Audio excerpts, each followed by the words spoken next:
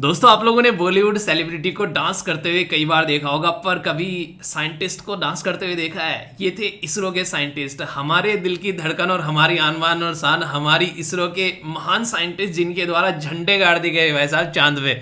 मतलब एक तरीके से इतना हिस्टोरिक मूवमेंट यार।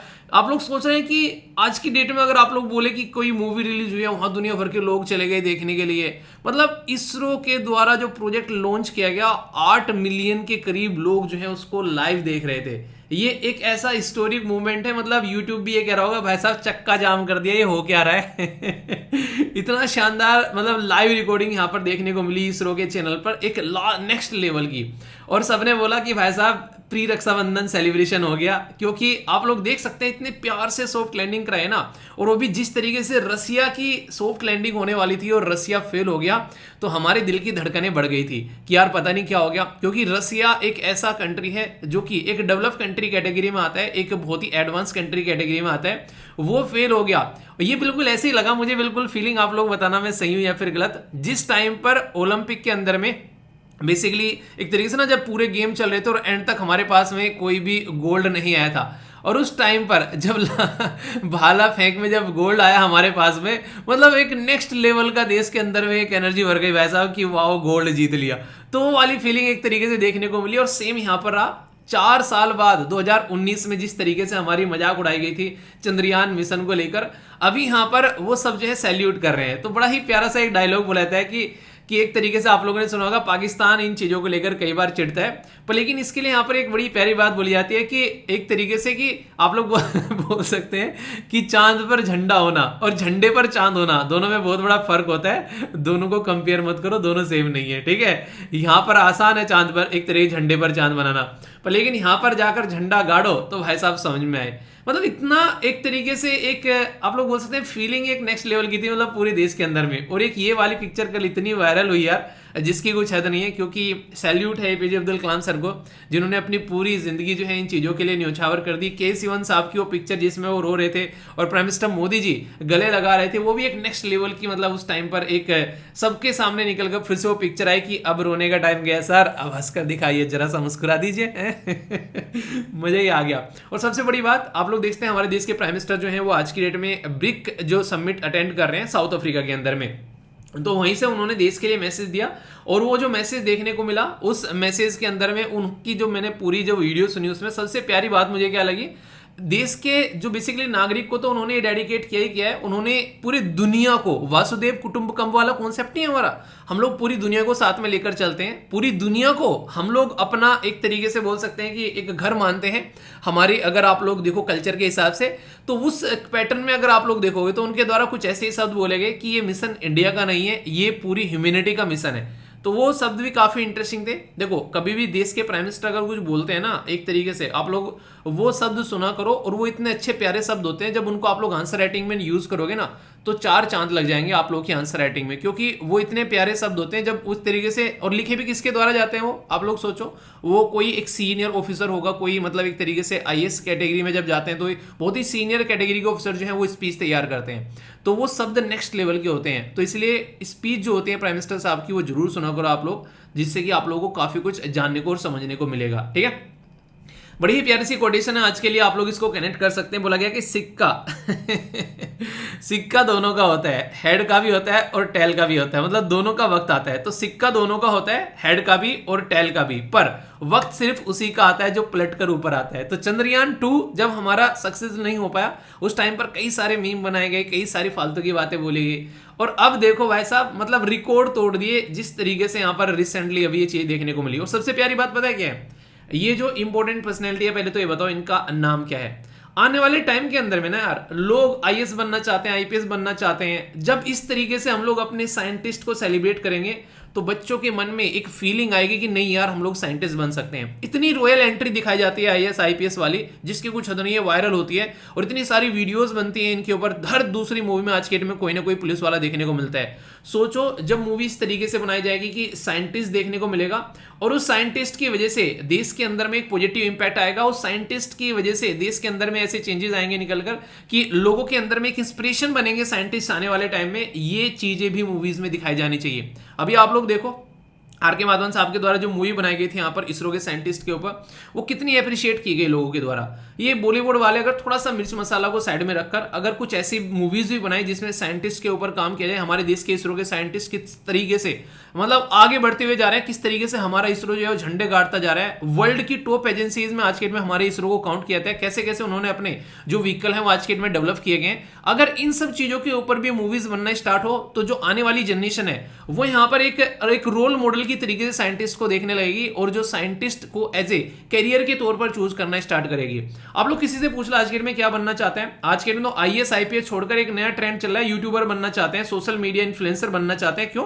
क्योंकि उनको ये दिख रहा है कि एक बहुत ही शॉर्ट टर्म में एक बिना मेहनत किए हुए एक ल्यूक्रेटिव एक ऐसी जिंदगी मिल रही है जिसमें लोग पता नहीं क्या क्या दिखाते घूम रहे हैं आज की डेट में।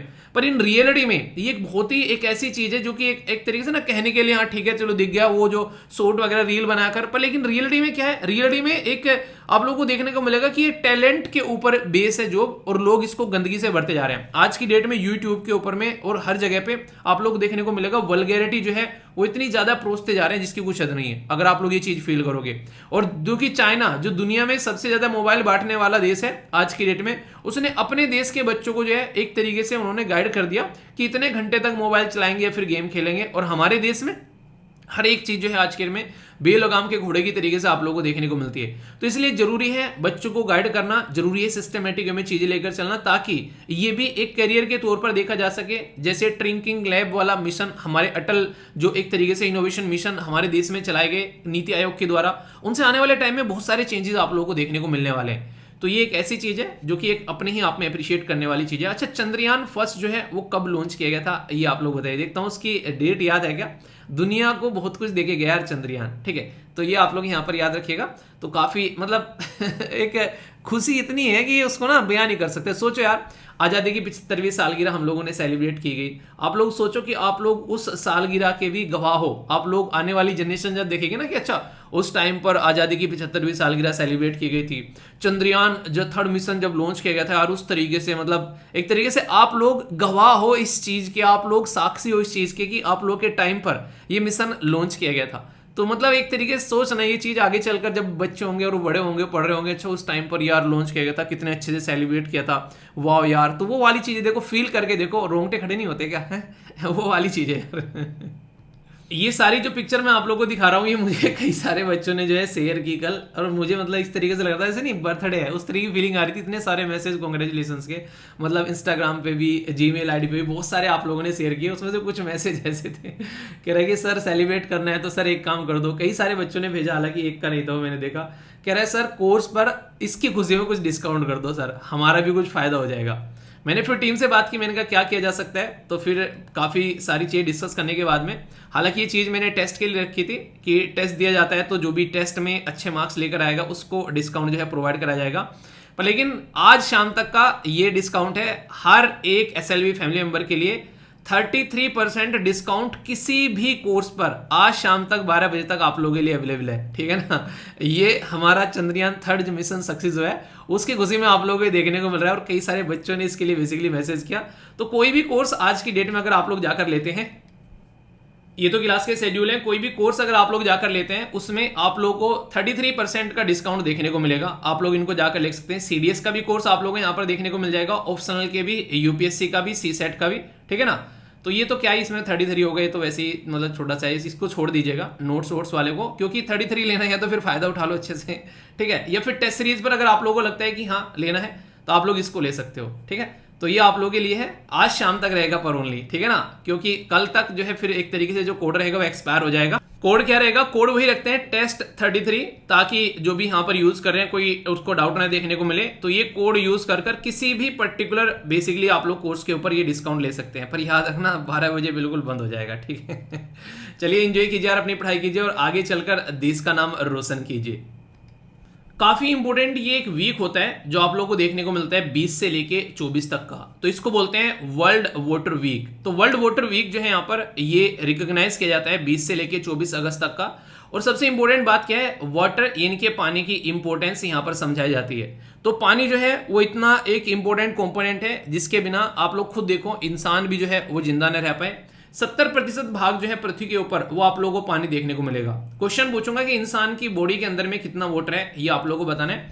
देखता हूं कौन से आंसर देता है। बात की जा रही है seeds of change, innovation solution for water wise world. तो यानी कि एक तरीके से पानी के ऊपर काम करने की बात की जा रही है, क्योंकि आप लोगों को देखने को मिलेगा दुनिया की बड़ी बड़ी एजेंसी की कई सारी रिपोर्ट्स हैं, इवन हमारे नीति आयोग के द्वारा भी रिपोर्ट प्रस्तुत की गई है कि पानी की किल्लत से मैक्सिमम देश जो हैं आज के डेट में जूझ रहे हैं, और आने वाले टाइम पे ये प्रॉब्लम और ज्यादा बढ़ती हुई आप लोगों को नजर आएगी।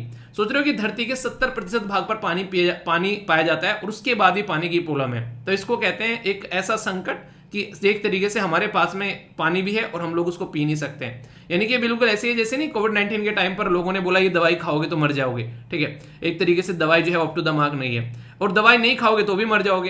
तो यानी कि पानी है पर पीने लायक नहीं है, और नहीं पियोगे तो भी मर जाओगे, तो वो वाली कंडीशन है। तो जरूरी है आने वाली जनरेशन को भी ध्यान में रखते हुए हम भी अपनी चीजों को ध्यान में रखते हुए आगे बढ़े और पानी को ढंग से लेकर चलें। इसलिए टोटल जब 17 सस्टेनेबल डेवलपमेंट गोलों के अंदर में आप लोग जाकर झांकोगे तो यहाँ पर लाइफ बिलो वाटर यानी कि पानी के बारे में भी यहाँ पर बात की गई है, क्लीन वाटर एंड सैनिटेशन के बारे में बात की गई है, यानी कि पानी को बाकायदा इंपॉर्टेंस दी गई है अलग अलग जगह। तो आप लोग समझ सकते हैं कि पानी एक बहुत ही इंपॉर्टेंट एक ऐसा सोर्स है जिसके बिना बेसिकली मुश्किल हो जाए इंसान का रहना। तो ये काफी इंपॉर्टेंट है जो कि आप लोग याद रखें, थीम एटलीस्ट याद रखेगा, लिखने के लिए कहीं आए तो आप लोग उसका इस्तेमाल कर सकते हैं। ठीक है, पानी की बात चली रही तो इससे रिलेटेड एक टॉपिक है जो कि बात की जा रही है कावेरी वाटर डिस्प्यूट के बारे में। कावेरी वाटर डिस्प्यूट मतलब यानी कि एक तरीके से नदी को लेकर लोगों के बीच में या फिर राज्य के बीच में लड़ाई, और पानी का जो वाटर का जो डिस्प्यूट है ना आज की डेट में इसको बेसिकली यहां तक देखना ये सही बात नहीं होगी।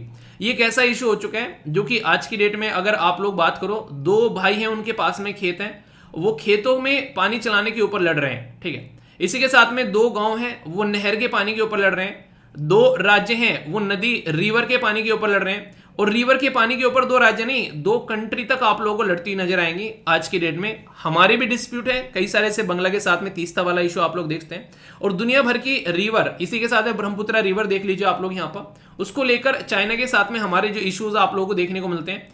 तो यानी कि कहने का मतलब ये कि पानी एक ऐसी प्रॉब्लम है आज के डेट में जिसका सॉल्यूशन निकालना जरूरी है। और हमारे देश के अंदर में जब हमारे राज्य अलग अलग डिवाइड किए गए अलग अलग लैंग्वेज के बेस पर, उस टाइम पर सबसे बड़ी प्रॉब्लम क्या निकल कर आई थी कि पानी का डिस्प्यूट कैसे सोल्व करोगे, क्योंकि नदियां ऐसी थी जो कि काफी ज्यादा कॉमन थी, तो बहुत सारी दिक्कतें यहां पर देखने को मिली। और सबसे बड़ी बात तो यहां पर यह, अगर आप लोग ध्यान से देखोगे हमारे देश के अंदर में बाकायदा संविधान के अंदर भी इसके बारे में मेंशन किया गया, क्योंकि संविधान निर्माता भी कहीं ना कहीं इस प्रॉब्लम से काफी ज्यादा है, वो एक तरीके से बोल सकते हैं कि एक नहीं जानने वाले थे कि हाँ ऐसा कुछ होगा आने वाले टाइम में।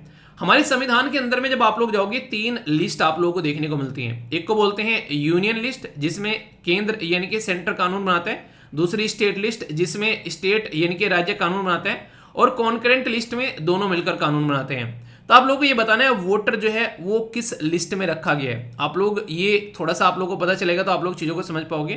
तो वोटर के बारे में क्वेश्चन अगर आ जाए और स्टेटमेंट दे दे फर्स्ट उसमें यूनियन लिस्ट में, स्टेट लिस्ट में, यूनियन स्टेट लिस्ट में, तो क्या ऑप्शन आप लोग लगाओगे। तो ये काफी इंटरेस्टिंग क्वेश्चन बनता है। आप लोग जाओगे तो यहां पर जब स्टेट लिस्ट के अंदर में आप लोग देखोगे तो एंट्री नंबर 17 ये बात करती है वोटर के बारे में। वोटर मतलब पानी सप्लाई हो गया, इरिगेशन यानी कि सिंचाई वगैरह के बारे में बात करती है, कैनाल यानी कि जो भी नहर रहती है उसके बारे में, ड्रेनेज सिस्टम के बारे में, वाटर शॉर्टेज या फिर कोई भी हाइड्रो प्रोजेक्ट के बारे में बात की जाती है। तो ये एंट्री 17 के अंदर आप लोगों को देखने को मिलती है स्टेट लिस्ट के अंदर में। पर लेकिन हमने तो सुना है कि जब भी स्टेट्स की लड़ाई होती है पानी को लेकर तो वहां पर सेंटर छलांग मार जाता है, वो कहां से आता है फिर निकलकर। सेम चीज आप लोगों को देखने को मिलेगी 56 जो बेसिकली यहाँ पर नंबर है यूनियन लिस्ट के अंदर में, ये नंबरिंग दे रखी है लिस्ट। जब आप लोग जाकर देखोगे संविधान के अंदर में तो लिस्ट दे रखी है। तो 56वीं जो लिस्ट है वो स्टेट को एम्पावर करती है कि वो रेगुलेट करे इंटर स्टेट रिवर, यानी कि अगर दो राज्य के बीच में अगर लड़ाई हो रही है तो वहां पर तो ये राज्य का मैटर रहने गया, अब दो राज्य के बीच में पहुंच गई। और कावेरी वाली जैसे तो ये 4 एरिया के बीच में लड़ाई है, तो यहां पर किस तरीके से आप लोग इसको लेकर चल सकते हो। ठीक है, और पार्लियामेंट जो है प्रोवाइड करती है कि नाइदर सुप्रीम कोर्ट नोर एनी अदर कोर्ट जुडिक्शन है यहां पर इस डिस्प्यूट में। यानी कि एक पर्टिकुलर आर्टिकल है 262, वो ये बोलता है कि ये जो मैटर है ये यहां पर सेंट्रल गवर्नमेंट जो है, पार्लियामेंट जो है कानून बनाकर इसको देखेगी, पार्लियामेंट के जुडिक्शन में आता है। ये आर्टिकल यहां पर 262 बोलता है, इंपोर्टेंट आर्टिकल है, पूछा जा चुका है, याद रखना, बार बार न्यूज में आता है कि सुप्रीम कोर्ट अगर एंट्री करेगा तो मैटर जो है वो लंबे समय तक लटका रहेगा, इसलिए सुप्रीम कोर्ट की एंट्री जो है इस मैटर को सोल्व करने के लिए नॉर्मली यहां पर आप लोगों को नहीं देखने को मिलेगी, पर फिर भी सुप्रीम कोर्ट एंट्री कर जाते हैं। वो कैसे है उसके बारे में भी आप लोगों से थोड़ी सी बात करूंगा, पर उससे पहले यहां पर आप लोग ये देखिए कावेरी वाटर के बारे में। कावेरी जो वाटर है यहाँ पर, ये एक ऐसी रिवर है जो कि कर्नाटका से होकर निकलती है, और जहां से होकर निकलती है इसका मतलब वो क्या हो गया, वो सोर्स हो गया, सोर्स पॉइंट जहां से निकल कर चलती है और आकर कहां पर गिरती है, आकर गिरती है बे ऑफ बंगाल में। और इंटरेस्टिंग चीज यहाँ पर ये कोई मुद्दा ऐसा नहीं है आज का है, ये बहुत पुराना मुद्दा है, लगभग आप लोग 150 साल पीछे जाकर जब देखोगे तो तब से ये मुद्दा आप लोगों को यहाँ पर देखने को मिलते हैं। उस टाइम पर यहाँ पर ये मद्रास प्रेसिडेंसी और मैसूर प्रेसिडेंसी के बीच में हुआ करता था। आगे चलकर स्टेट्स के जो है वो नाम चेंज कर देंगे, वो आगे अलग बात है, पर लेकिन ये मुद्दा एक ऐसा मुद्दा है जो कि लंबे समय से चला हुआ आ रहा है। जब ये मुद्दा जो है ये कोर्ट के अंदर में ही पहुंचा तो कोर्ट का वर्डिक्ट यहाँ पर देखने को मिला। उसमें बोला गया कि कर्नाटका, तमिलनाडु, केरला और पुदुचेरी 4 पार्टी है इसके अंदर में, ठीक है। 4 पार्टी में 3 तो स्टेट है और 1 यूनियन टेरिटरी आप लोगों को यहाँ पर देखने को मिलेगी। तो सुप्रीम कोर्ट का जब 2018 में डिसीजन आया, उसने बोला इसका सबसे ज्यादा पानी जो है यहाँ पर वो मिलेगा किसको, तमिलनाडु को। तो यानी कि तमिलनाडु के यहाँ पर 404 ये मिलियन क्यूबिक फीट वाटर देने की बात की गई। इससे पहले कितना था यहाँ पर, इससे पहले 419 था, यानी कि 2017 में जब ट्रिब्यूनल का डिसीजन आया 2007 में तो 419 था। फिर इसको घटा दिया, क्यों, क्योंकि एक्स्ट्रा पानी जो है वो बेंगलुरु के पास में गया, कर्नाटका के अंदर में, क्योंकि वो एक ऐसी सिटी के तौर पर डेवलप हो रहा है जो कि एक कहीं ना कहीं आईटी हब बन चुका है हमारे देश में, और इंटरनेशनल पटल पर भी आप लोगों को यहाँ पर उसकी छवि देखने को मिलेगी। अगर बात करें यहाँ पर बोला गया 30 के करीब जो है वो केरला के पास में जाएगा और 7 के करीब जो है वो पुदुचेरी के पास में जाएगा, यानी कि तमिलनाडु और कर्नाटका के बीच में जो पानी था उसको चेंज किया गया, बाकी दोनों का पानी जो है वो यहाँ पर सेम रखा गया। ये एक डिसीजन यहाँ पर सुप्रीम कोर्ट के द्वारा दिया गया। पर आप लोग सोच कर देखिए, सुप्रीम कोर्ट ने डिसीजन दे दिया भाई साहब इतना इतना पानी शेयर कर लेना, पर लेकिन सोचो जब बारिश बहुत ज्यादा होगी तो इसका मतलब पानी अच्छा है तो अच्छा शेयर किया जाएगा, पर अगर बारिश ही अच्छी नहीं हुई और मानसून जो है वो अच्छा नहीं गया तो फिर किस तरीके से आप लोग शेयर करोगे। तो सबसे बड़ी दिक्कत कहां से निकल कर आती है, वो यहीं से निकल कर आती है जब पानी जो है, जब पानी बरसात ज्यादा नहीं हुई तो उस टाइम पर किस तरीके से आप लोग लेकर चलोगे। और वेस्टर्न साइड में अगर आप लोग जाओगे, खासकर वेस्टर्न घाट में या फिर आप लोग बोलो कि साउथ इंडिया में, मैक्सिमम रिवर वो है जो मानसून के ऊपर डिपेंडेंट रहती है, ठीक है। जो कि आप लोग नॉर्थ इंडिया में जाओगे तो आप लोगों को देखने को मिलेगा सारी एवरग्रीन टाइप की रिवर है, क्यों, क्योंकि वो ग्लेशियर पिघलने से निकल कर आती है। पर लेकिन यहाँ पर अगर आप लोग जाओगे तो ये कंडीशन आप लोगों को नहीं देखने को मिलेगी, क्योंकि यहाँ पर मैक्सिमम रिवर जो है वो मॉनसून के हिसाब से यहाँ पर चलती है, आप लोगों को नजर आती है। तो इसके चलते अगर कोई भी प्रोजेक्ट या किसी भी तरीके का काम करने की कोशिश की जाती है यहाँ पर, तो दूसरे जो राज्यों को दिक्कत होने लगती है। जैसे यहाँ पर मेकाधातु प्रोजेक्ट के बारे में बात की गई तो दिक्कत होने लगी यहाँ पर। अभी रिसेंटली आप लोग देखोगे यहाँ पर अलग अलग प्रोजेक्ट के बारे में जब बात करते हैं तो तमिलनाडु को ये लगने लगता है कि हमारी तो कैसे काम चलेगा, क्यों, क्योंकि कर्नाटक तो ये बोलता है हमारे पास में पीने का पानी नहीं है, वाटर जो है वो पीने लायक भी नहीं बचा है हमारे पास में, इतना खत्म हो चुका है। अगर पानी रोक लिया जाता है ज्यादा है तो यहाँ पर तमिलनाडु ये बोलता है कि हमारी तो खेती इसके ऊपर डिपेंडेंट है, हमारी तो सारी एग्रीकल्चर बर्बाद हो जाएगी। तो एक साइड में कुआं और दूसरी साइड में खाई, इसके बीच में बैलेंस बनाना है भाई, वो वाली कंडीशन आप लोगों को देखने को मिलेगी। अभी रिसेंटली अगर बात करें, पानी जो है मतलब लगभग 40% जो है कम पानी बरसा जो इस पर्टिकुलर रीजन में बरसता था। तो अब क्या करें, अब ये बताइए, जो बोल दिया यहाँ पर पानी इतना डिस्ट्रीब्यूट होना है, वो पानी अब किस तरीके से आप लोग डिस्ट्रीब्यूट कर पाओगे, क्योंकि पानी डिस्ट्रीब्यूट करने के लिए होना भी तो चाहिए। तो ये काफी बड़ी बात यहाँ पर बार बार देखने को मिलती है, ठीक है। तो इसलिए इसके बारे में बार बार जिक्र किया जाता है तो कि आप लोग यहाँ पर याद रख सकते हैं। और जो ये रिवर है कावेरी, इसको तमिलनाडु में एक प्यारे नाम से बोला जाता है जिसको आप लोग PONNI, तो ये इसी रिवर का नाम है। और ये अभी रिसेंटली एक स्टेट पीसेस में पता नहीं कहां पर शायद कहीं क्वेश्चन ये पूछा गया था। तो ये इस तरीके छोटे छोटे से पॉइंट जो होते हैं ये भी आप लोग यहाँ पर याद रखते हैं, जिनके ऊपर डायरेक्ट क्वेश्चन आप लोगों को बनते हुए यहाँ पर नजर आते हैं। तो अभी यहाँ पर ये जो मुद्दा चल रहा है इसमें ऑल पॉलिटिकल पार्टी ने बोला है कि प्राइम मिनिस्टर से मिलेंगे इस पर्टिकुलर इशू पर जाकर कि किस तरीके से इसका सॉल्यूशन निकालना है। और सुप्रीम कोर्ट ने बोला था कि इसके ऊपर में यहाँ पर अभी जो है बेसिकली एक इसके ऊपर फोकस देने की बात की जा रही है, और अगर से इसके ऊपर एक कमेटी जो है वो बताई जाएगी, देखें कैसे कैसे मैटर को लेके चलना है, क्योंकि ये मुद्दा जो है रेगुलर अभी आप लोगों को देखने को मिल रहा है। और शेड्यूल है यहाँ पर ये डिस्कस करने के लिए, यहाँ पर ये आर्ग्यूमेंट देखो, यहाँ पर अभी शेड्यूल है फॉर द 25 अगस्त। तो इसके चलते भी यहाँ पर ये न्यूज में आ रहा है, तो देखते हैं इसका सॉल्यूशन जो है वो क्या निकल कर आता है। अभी आप लोग बोलेंगे सर आपने बोला था कि सुप्रीम कोर्ट जो है उसमें एंट्री नहीं करेगा और सुप्रीम कोर्ट डिसीजन दे रहा है। देखो सुप्रीम कोर्ट ने ये बोला कि मैं एंट्री नहीं करूंगा एक नॉर्मल मैटर के अंदर में, पर लेकिन अगर फाइनल जो डिसीजन आता है उस फाइनल डिसीजन के ऊपर क्वेश्चन मार्क लगाया जाता है तो उसके ऊपर तो देखा जाएगा कि प्रोसीजर कैसे फॉलो कर रहे हो आप लोग, क्या क्या चीजें लेकर चल रहे हो, वहां तो सुप्रीम कोर्ट का आना बनता है ना। यानी कि आप लोग अपना काम निपटा चुके हो, उसके बाद भी अगर दिक्कत आ रही है तो बोला गया कि supreme court cell note question, जो भी फॉर्मूला इनके द्वारा दिया गया कैसे कैसे डिस्ट्रीब्यूट होगा, क्या क्या चलेगा, उस पर क्वेश्चन नहीं करेगा। अगर ट्रिब्यूनल ही ढंग से काम नहीं कर रहा है, उसका डिसीजन ही ढंग से नहीं आ रहा है, ट्रिब्यूनल की जो वर्किंग यहाँ पर ढंग से नहीं हो रही है, अब ट्रिब्यूनल का डिसीजन यहाँ पर आया था तो इसको देखने के लिए तो सुप्रीम कोर्ट आएगा ना। ट्रिब्यूनल का डिसीजन अगर आप लोग ढंग से नहीं लेकर आ रहे हो तो डायरेक्टली एंट्री नहीं है, रजनीकांत वाली इनडायरेक्ट एंट्री आप लोगों को सुप्रीम कोर्ट की यहाँ पर देखने को मिलती है। ठीक है, तो ये काफी इंपॉर्टेंट पॉइंट है जो कि आप लोग यहाँ पर याद रख सकते हैं। ओके, एक इंपॉर्टेंट बात जो कि कई सारे बच्चे जो है रेगुलर कस्टमर केयर को लेकर परेशान हो रहे हैं वहां पर कि सर उस पर जाकर आप लोग बेसिकली सेंड कर रहे हो। मैंने बोला था कि अगर आंसर राइटिंग में डेमो आंसर आप लोगों को चाहिए, जो कि यहाँ पर पूरी एक एसएलवी की जो टीम है वो आप लोगों को प्रोवाइड कराती है, जो क्वेश्चन आप लोगों को दिया जाता है उसका डेमो आंसर आप लोगों को देखने को मिलता है डेली।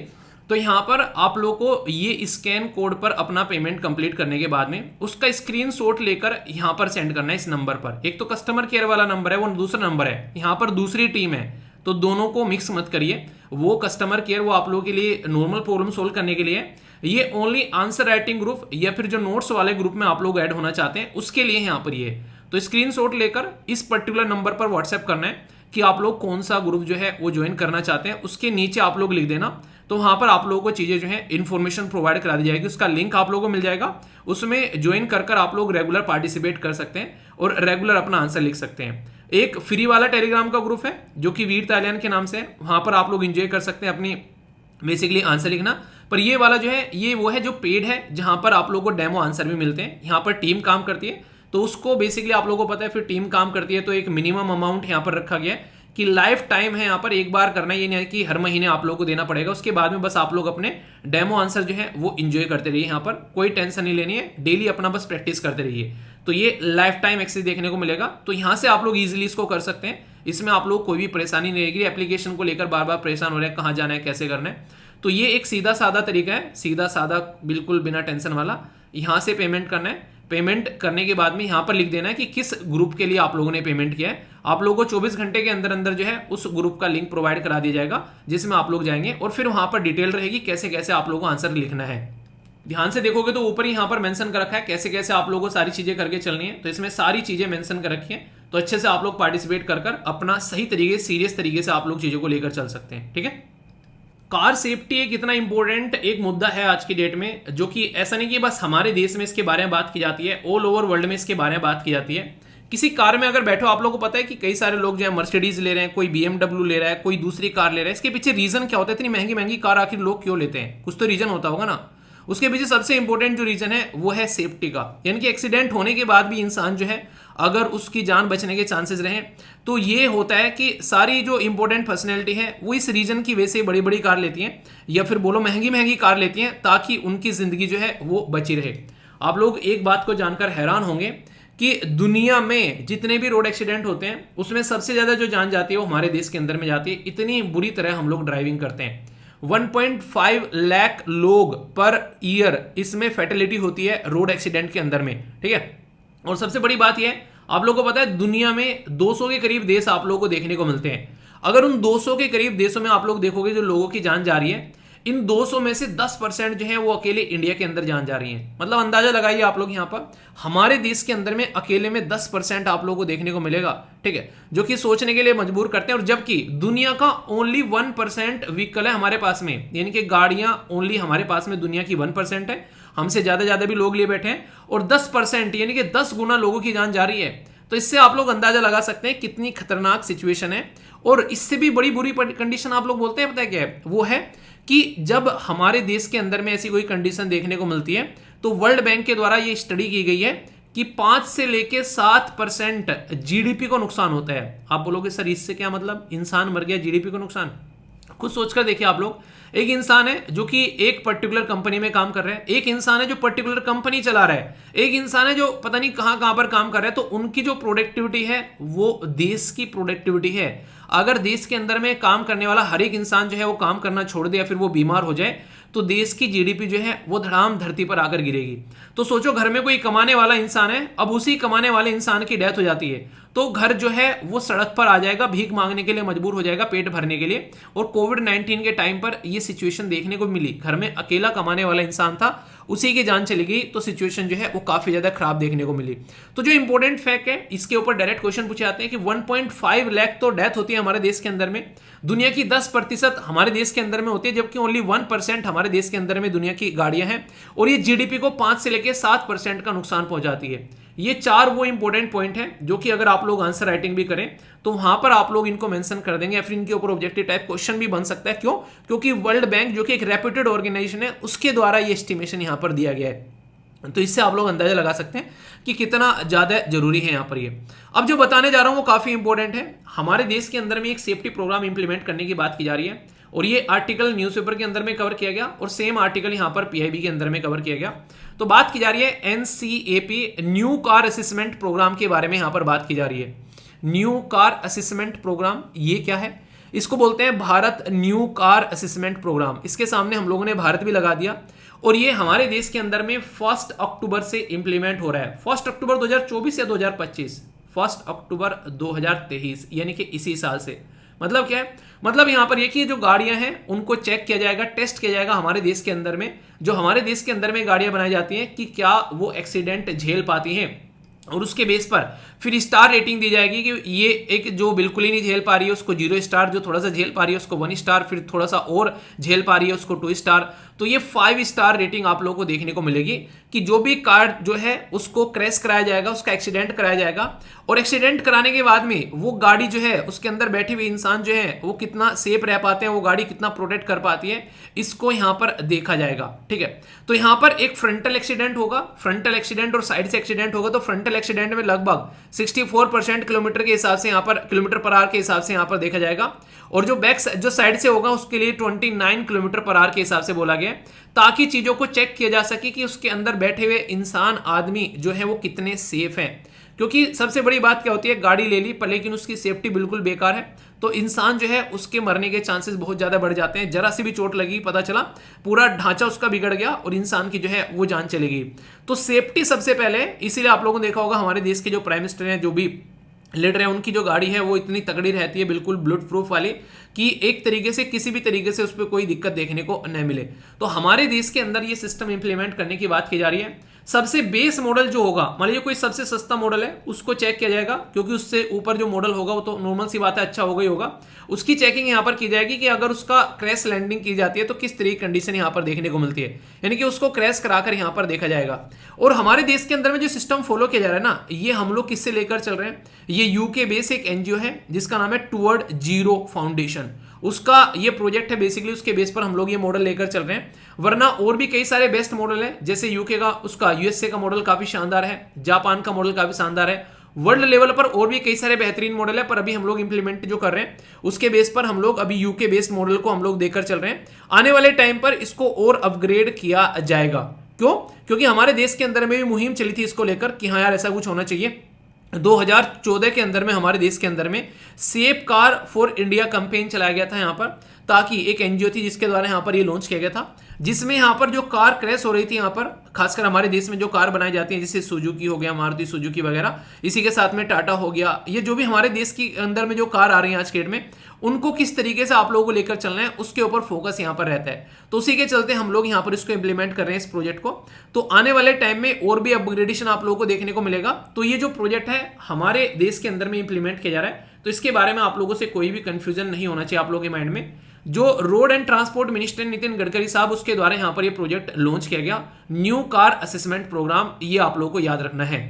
पर फिर से मैं बोलता हूं, कोई भी चीज आसान नहीं होती है, पहले इसको इंप्लीमेंट करना है, कहां से फंडिंग आएगी, टेस्टिंग इंफ्रास्ट्रक्चर कैसे डेवलप करनी है, कैसे एलोकेशन किया जाएगा, ट्रांसपोर्ट जो भी इंफ्रास्ट्रक्चर का, तो बहुत सारे ऐसे चैलेंज रहेंगे जिसके बेस पर यहां पर काम किया जाएगा। और स्टार रेटिंग यहां पर देखने को मिलेगी, जिनको बैन किया जाएगा, इसी के साथ में पेनल्टी लगेगी अगर 1 स्टार रेटिंग है, 2 स्टार रेटिंग, तो 5 स्टार रेटिंग में यहां पर काम करने की बात की जा रही है। तो पूरा एक सिस्टम तैयार किया जाएगा इसको लेकर, ये बात आप लोग यहां पर बोल सकते हो। तो बहुत ही इंपॉर्टेंट है यार, देश के अंदर में इतने सारे लोगों की जान जा रही है, तो ये रेस्पॉन्सिबिलिटी है सरकार की कि उनकी जिंदगी को प्रोटेक्ट करे। क्वेश्चन पूछा जाए तो इसके ऊपर बड़ा ही प्यारा सा क्वेश्चन है आप लोगों के लिए, पूरा का पूरा क्वेश्चन आप लोग देखिए। भारत न्यू कार असेसमेंट जो रेटिंग है यहाँ पर, ये हमारे देश के अंदर में इंप्लीमेंट की जा रही है कार की परफॉर्मेंस को चेक करने के लिए। ये 3 स्टार रेटिंग है 1 से लेके 5 तक का, और ऑटोमेटिव इंडस्ट्री स्टैंडर्ड ये 197 को फॉलो करने वाली है, जो 1 अक्टूबर 2023 से इंप्लीमेंट किया जाएगा। कौन सी स्टेटमेंट करेक्ट है? Only one statement, only two statement, all three, या फिर नन ऑफ द अबव। तो अभी मैंने आप लोगों को बताया 5 स्टार रेटिंग रहेगा, ना कि 3 स्टार रेटिंग। तो ये स्टेटमेंट गलत हो गई और टोटल जो है बी आंसर आप लोगों के सामने आ गया। तो 5 स्टार रेटिंग यहाँ पर आप लोगों को यहाँ पर मिलने वाली है। और यहाँ पर जो ऑटोमेटिव इंडस्ट्री स्टैंडर्ड रहेगा वो 197 रहेगा। ये वो बेसिक इन्फॉर्मेशन है जिसको आप लोगों को माइंड में क्लियर रखना है। इसको लेकर कोई भी डाउट आप लोगों के मन में नहीं होना चाहिए, ठीक है। तो डायरेक्ट क्वेश्चन बने तो इसके बारे में याद रखिएगा। बेसिक इन्फॉर्मेशन यहाँ पर भी न्यूज़पेपर में भी जिस्ट के तौर पर दी जाती है, और बाकी नोट्स तो आप लोगों को मिल ही जाते हैं हिंदी और इंग्लिश में, उसको एंजॉय आप लोग कर सकते हैं। तो ये कहीं ना कहीं जो देश को नुकसान होता है एक्सीडेंट होने की वजह से, उस नुकसान की भरपाई करने के लिए ये सिस्टम इंप्लीमेंट किया जा रहा है, ठीक है। तो काफी इंपॉर्टेंट है ये। इसके ऊपर आने वाले टाइम में और भी आर्टिकल्स आएंगे, क्वेश्चन बनेंगे। क्यों? क्योंकि 1 अक्टूबर से ये इंप्लीमेंट हो रहा है। ओके, बहुत ही इंपॉर्टेंट टॉपिक है ये। आर्टिकल कवर किया गया पीआईबी के अंदर, इसी के साथ में द हिंदू न्यूज़पेपर के अंदर भी कवर किया गया था, और ये इंडियन एक्सप्रेस के अंदर भी, मतलब जितने भी न्यूज़पेपर हो सकते हैं सबने कवर किया। आखिर क्या है इसकी इंपॉर्टेंस, वो आप लोगों को समझ में आएगी जैसे इस आर्टिकल को डिस्कस करूंगा। बात की जा रही है ग्राउंड वाटर लेवल के बारे में। आप लोग ये सोचिए, आप लोग किसी पर्टिकुलर एरिया में रहते हैं और वहां पर आप लोगों ने अपने घर पर नल का लगा रखा है, नल जिससे पानी निकालते हैं, और उससे पानी आना बंद हो जाए तो क्या होगा। सोचो किसी एरिया में पानी आना बंद हो जाए तो वहां पर त्राहिमाम हो जाएगा कि अब कैसे काम चलेगा। तो इसीलिए लोगों ने समरसेबल लगाना स्टार्ट करी है। उसमें पानी के लेवल जैसे जैसे नीचे आता जा रहा है और दिक्कतें देखने को मिल रही है। अगर आप लोग जो हैं खासकर बात करें, कई बार आप लोगों से क्वेश्चन बन जाते हैं, जैसे कि अगर ज्योग्राफी ऑप्शनल है उसमें तो खासकर ये क्वेश्चन पूछ लिए जाते हैं, जैसे कि आप लोगों से इंटरव्यू में कि आप लोग ये बताओ आप लोगों के एरिया में वाटर टेबल क्या है, ठीक है। तो अपने एरिया के बारे में ऐसी ऐसी छोटी छोटी बातें पता होनी चाहिए। तो देखिए आप लोगों को पता है या नहीं पता है, नीचे कमेंट बॉक्स में बताइए जिसको पता है कि आपके एरिया में वाटर टेबल क्या है, ठीक है। अगर पता है तो बताइए, और नहीं पता है तो उसको जाकर चेक कर एक बार आप लोग नोट डाउन कर लेना। आप लोगों को ये हल्का सा आइडिया कम से कम होना चाहिए, ठीक है। तो वाटर टेबल एक ऐसी चीज होती है जहां से आप लोगों के एरिया में पानी के लेवल का पता चलता है, और उसी के बेस पर यहाँ पर क्या क्या दिक्कतें हैं, आने वाले टाइम में क्या क्या सोल्यूशन निकालने हैं, उसके बारे में बात की जाती है। तो ग्राउंड वाटर जो है काफी ज्यादा नीचे जाते जा रहे हैं, और उसी के बारे में क्या क्या क्यों कोज हैं, क्या क्या इफेक्ट है, और क्या क्या उनके सोल्यूशन हम निकाल सकते हैं, तो उसके बारे में काफी इंपॉर्टेंट ये आर्टिकल बन जाता है, ठीक है। तो ऐसा जो टॉपिक है यहाँ पर, ये जीएस पेपर 1 और 2, यानी कि एक तो आप लोगों का जो रिसोर्सेज होते हैं खासकर ज्योग्राफी वाला पोर्शन, और इसके ऊपर क्या क्या पॉलिसी फॉर्मेशन कर सकते हैं उसके बारे में बात की जाती है, ठीक है। तो अभी यहाँ पर कई सारे रीजन आप लोगों को देखने को मिलेंगे कंट्री के अंदर में, कई सारी, जैसे कि अभी अगर बात करें कई सारे एरिया में फ्रेश वाटर की कई सारी कमी आती है, ठीक है। पॉपुलेशन बढ़ता जा रहा है, रीजन क्या है इन चीजों के लिए अगर आप लोगों से कोई पूछे तो आप लोग ऐसा नहीं, देखिए आप लोग क्या करते हो, इसे पढ़ते हो ना, तो पढ़ते टाइम आप लोग ऐसा लगता है यार किताब की बातें कुछ पूछ ली हैं यार, किताबों में पता नहीं कहां पर क्या क्या लिख रहा होगा, कुछ याद नहीं आ रहा है यार, कुछ भी पता नहीं आ रही, तो पता नहीं कौन सी किताब में से क्या पूछ लिया। आप लोग नॉर्मल तरीके से सोचो ना, आप लोग एक एरिया में हो, ठीक है, जहां पर आप लोग रहते हैं, और वहां पर पानी का वाटर टेबल जो है वो नीचे चला गया।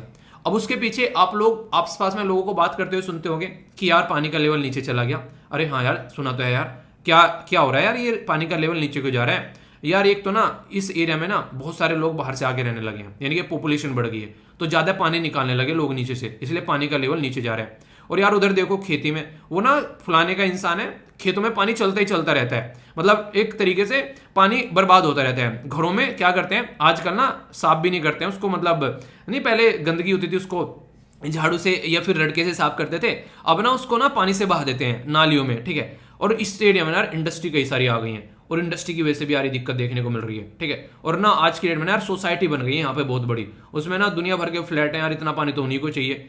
तो ये ऐसी चीजें हैं, इसमें ऐसा नहीं कि आप लोग किताब में पढ़ोगे तो ही आप लोग इनको लिखोगे। ये ऐसे रीजन है जो कि आसपास में आप लोग कई बार न्यूज में लोग डिस्कस करते हुए मिल जाएंगे, न्यूज़पेपर में बातें इनकी देखने को मिल जाएगी, आप लोग आसपास किसी से सुनते हुए मिल जाओगे।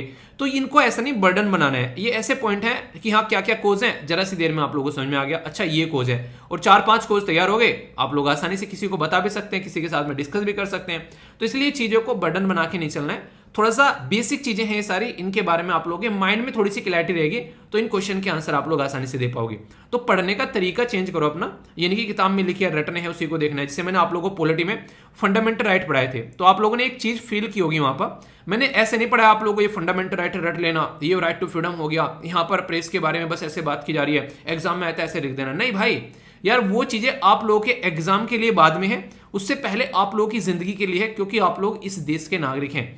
तो इस देश के नागरिक हैं तो आप लोगों को हमारे संविधान ने क्या क्या अधिकार दिए हैं। सोचो एक बार को 200 साल तक अंग्रेज हमारे सर पर नाचे, उनको हमारे फ्रीडम फाइटर ने स्ट्रगल करके उनको भगाया, मार पीट कर उनको लतियाकर, वो नहीं कहते लतियाकर, जुतियाकर, जूते मारकर, लाते मारकर उनको भगाया यहाँ पर। उसके बाद में हम लोग को ये हमारी आज़ादी मिली है। फिर हमारे संविधान निर्माताओं ने हमारा संविधान बनाया, तो तब जाकर हमको उन्होंने अधिकार दिए। क्यों? क्योंकि अंग्रेजों के टाइम पर वो अधिकार नहीं मिल रहे थे। और आप लोग बैठ जाते हो, अच्छा यार पॉलिटी पढ़ लेते हैं, अधिकार है उसमें यार, ये क्वेश्चन बन जाते हैं यहाँ से। अरे वो क्वेश्चन बाद में बनेगा भाई, पहले वो तुम्हारे रियलिटी में अधिकार है, उनको सोचो और समझो। तो ये चीजें आप लोगों को सीखनी है, तो पढ़ने के तरीके में चेंज करो, आप लोग तब चीजों को अच्छे से अंडरस्टैंड कर पाओगे, वरना ये सारी चीजें हवाबाजी में रह जाती हैं। फिर ये स्लाइड जो है यार बड़ी ही प्यारी और बहुत ही इंपॉर्टेंट स्लाइड है, इसके ऊपर आप लोग स्टार लगा लेना, और जिसके ऊपर मैं बोलता हूँ ना स्टार लगा लेना, लगा लिया करो, ठीक है? क्योंकि कई बार आप लोगों को देखने को मिलेगा वहां से डायरेक्ट क्वेश्चन आप लोग आते हैं। जैसे कि अगर आप लोगों से पूछ ले कि सबसे ज्यादा पानी जो है निकाल कर कहाँ पे इस्तेमाल किया जाता है, जो ग्राउंड वाटर है ना, जो नीचे जा रही है टेबल, वाटर टेबल, तो कहाँ से सबसे ज्यादा पानी निकाला जाता है, किस पर्टिकुलर एरिया में? तो याद रखिएगा हमारा देश जो है वो एग्रीकल्चर प्रधान देश माना जाता है, और आज के डेट में भी 50% से ज्यादा जो लोग हैं ना वो एग्रीकल्चर के ऊपर डिपेंडेंट है। तो इसलिए वहां पर इरिगेशन की रिक्वायरमेंट पड़ती है, तो वहां पर जो सिंचाई की जाती है खेतों में, तो सबसे ज्यादा पानी जो है वो वहां पर जाता है। अगर बात करें CGWB के हिसाब से, आप लोग बोलोगे यार ये कौन है CGWB, ठीक है? तो बिल्कुल ऐसे ही जैसे कपिल शर्मा शो में नहीं आता था, वो क्या नाम था, अरे वो नहीं था, वो गुत्थी था, गुत्थी, वो हर चीज़ की शॉर्ट फॉर्म लाया करता था, ठीक है? फिर उसकी फुल फॉर्म बताया करता था। तो ऐसे ये CGWB है, इसको बोलते हैं सेंट्रल ग्राउंड वाटर बोर्ड, ठीक है? किस मिनिस्ट्री के अंडर में आता है? सीधी सीधी बात है, कॉमन सेंस है कि एक पानी के बारे में बात कर रहा है तो मिनिस्ट्री ऑफ जल शक्ति के अंदर में आएगा।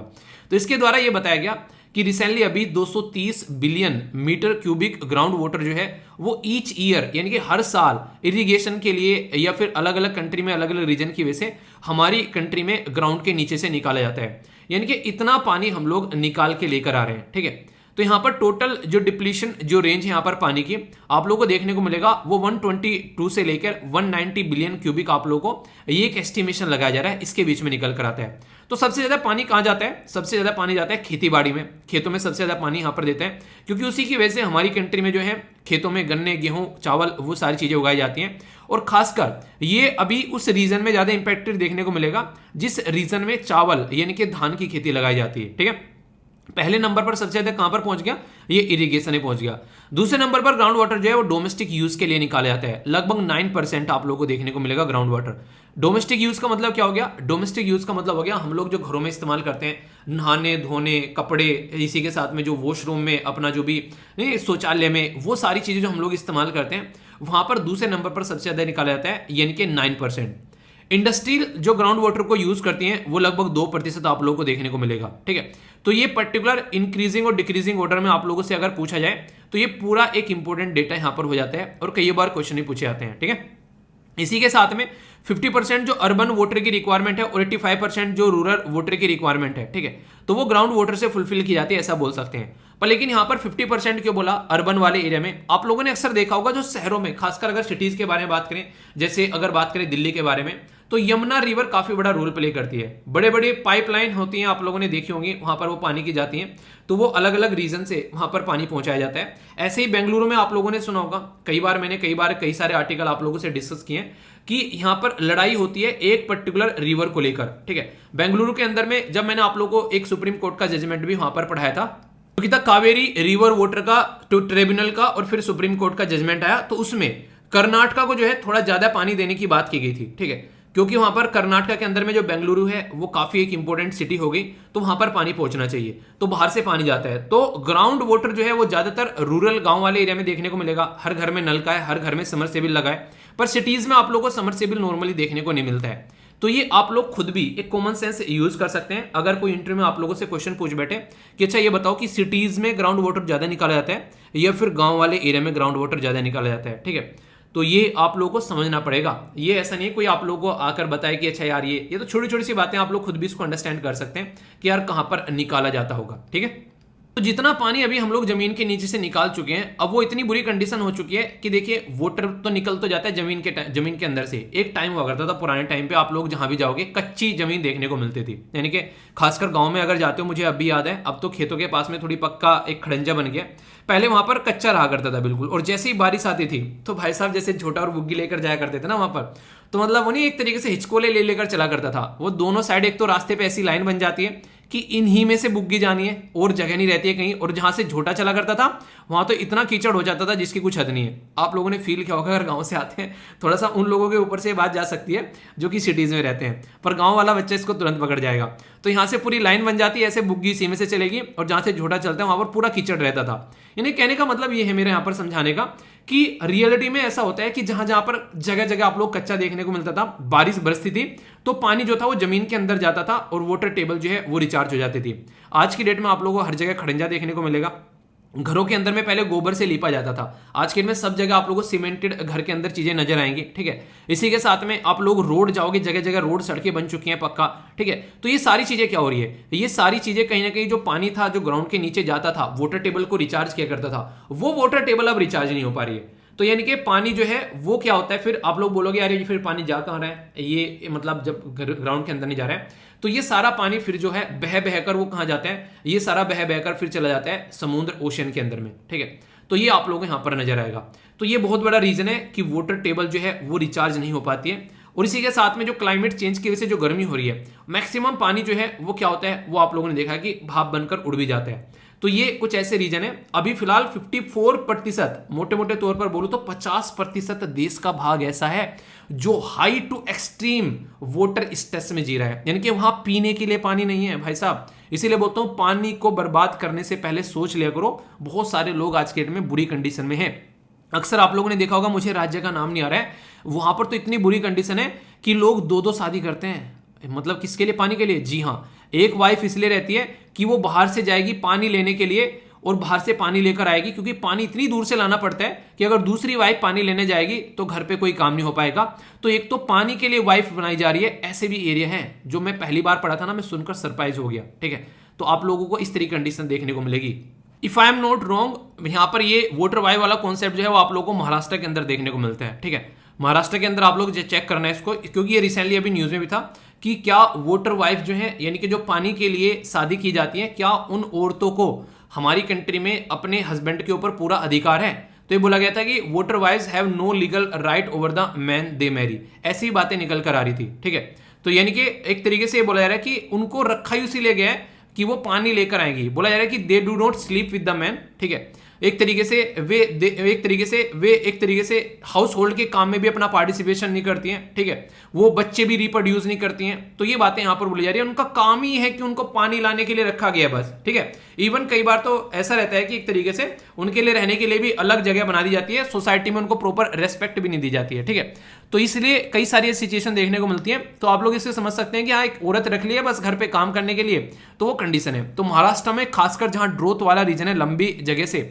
पानी लेकर आना पड़ता है, वहां पर ये कंडीशन देखने को मिलती है। तो ये काफी क्रिटिकल टॉपिक है देश के अंदर। आप लोग समझ सकते हो कि पानी के लिए शादी की जा रही है ताकि पानी को भरकर लाया जा सके।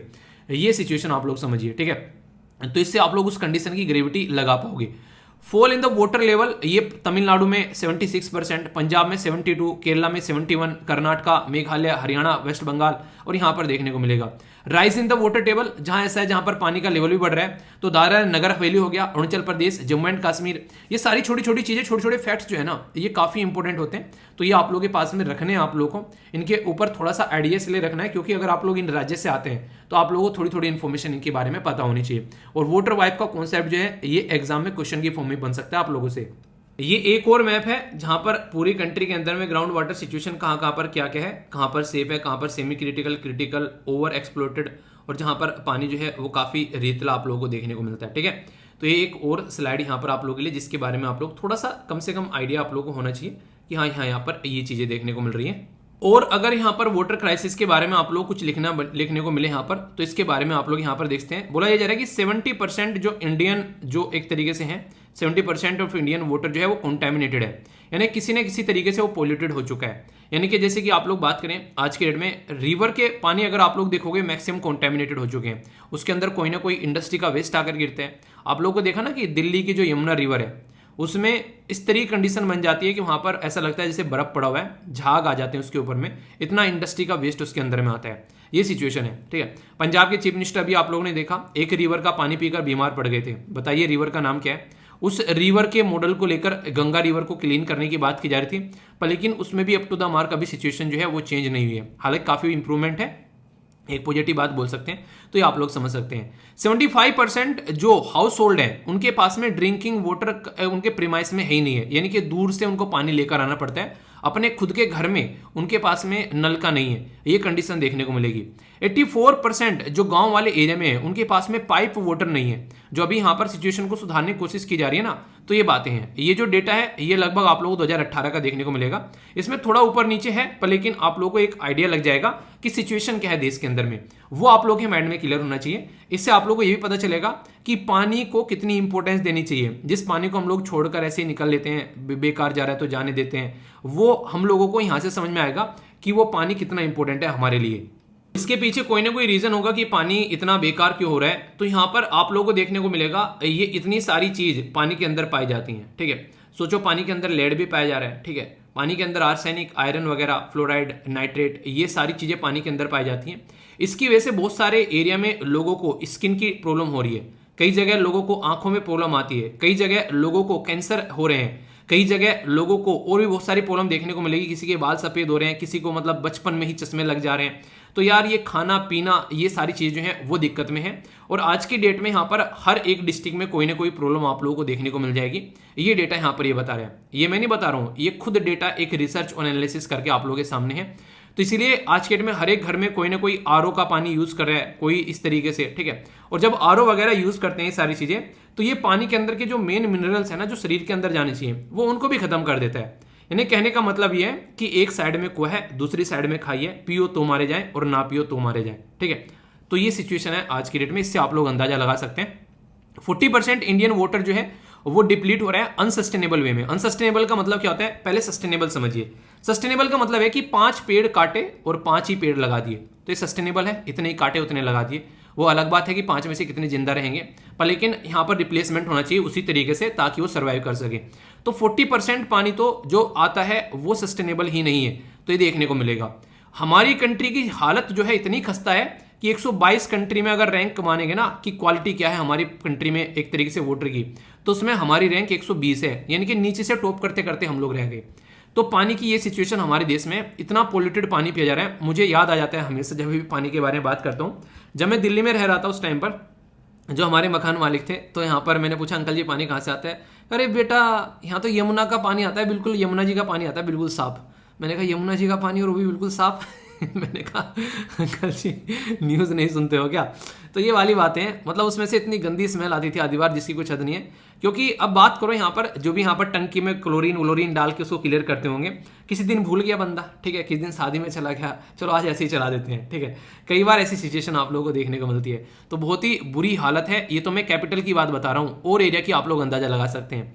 हाफ जो रूरल पॉपुलेशन है उनको बात करें तो वोटर के बारे में, तो only half of the rural population access है सेफ मैनेज वोटर की।